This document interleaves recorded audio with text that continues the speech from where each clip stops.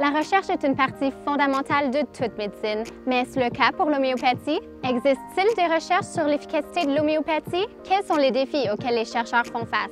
Tentons d'y voir plus clair.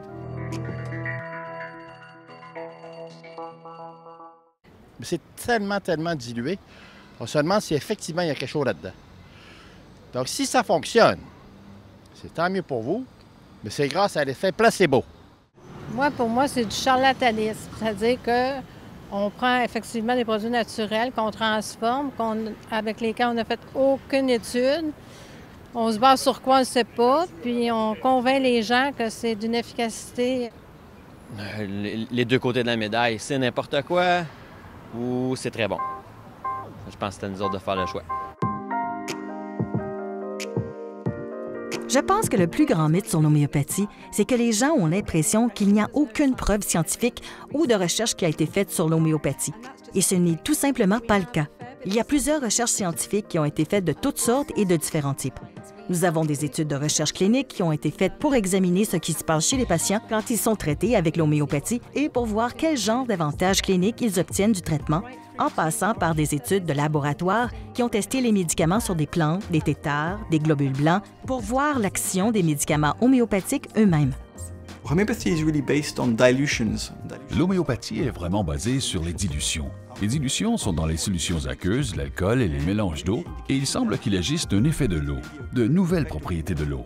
Voilà pourquoi nous l'avons appelé le laboratoire Water Research Lab, parce que nous examinons ces nouvelles propriétés de l'eau et nous installons le laboratoire à Heidelberg, une université très prestigieuse en Allemagne, pour vraiment répondre à ces questions sur les propriétés de l'eau, de profondes questions fondamentales sur le mécanisme d'action de l'homéopathie. Donc, en termes de mécanisme d'action de l'homéopathie, nous savons que ça ne va pas être de la biochimie standard, et c'est ce qui m'a vraiment plu en tant que physicien. Nous sommes à la recherche de nouvelles propriétés de l'eau. L'un des types de recherche les plus utiles qui a été fait sur l'homéopathie est le suivi des résultats des patients. Voilà donc ce que vous appelleriez une étude de pharmacoépidémiologie. Par exemple, au Royaume-Uni, il y avait un hôpital homéopathique dans une ville appelée Bristol où ils ont suivi 6500 patients consécutifs pendant 6 ans et ont évalué ce qui s'est passé avec ces patients. Ils ont constaté que 70 de ces patients ont signalé un avantage clinique de l'homéopathie et 50 ont dit que cela était une importante amélioration de la santé. Alors, c'est une recherche très simple qui démontre aux décideurs, aux services de santé et aux patients ce qu'ils doivent savoir. Certaines personnes ont l'impression que l'homéopathie n'est qu'un effet placebo. Ils pensent que vous prenez une pilule et que vous pensez que vous allez mieux, et c'est cela qui vous fait aller mieux. Les médicaments n'ont donc pas de valeur médicinale réelle, mais ce n'est pas ce que la science nous montre.